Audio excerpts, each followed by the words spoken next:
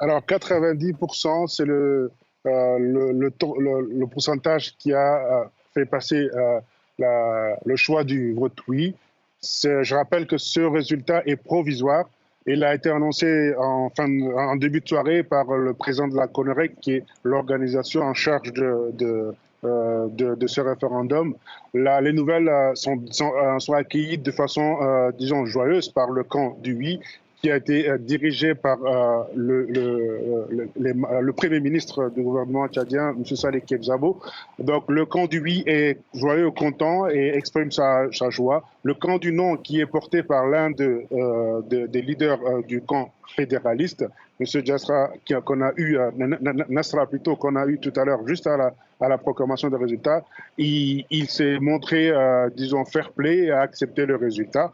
Maintenant, il reste à faire valider ce résultat par la Cour suprême, qui, elle, devra se prononcer le 28 décembre. Mamadou, ce référendum, c'est aussi une étape majeure pour la junte au pouvoir dans le processus de retour à l'ordre constitutionnel.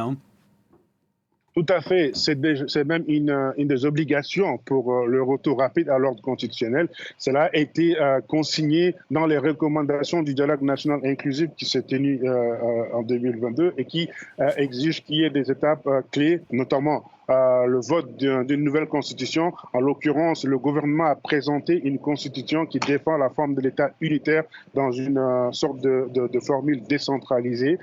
Et la prochaine étape sera, la présidentielle et bien entendu les autres types d'élections législatives, municipales et sénatoriales. Merci beaucoup Mamadou pour toutes ces précisions. Mamadou Djimti Baye, notre correspondant au Tchad pour France 24.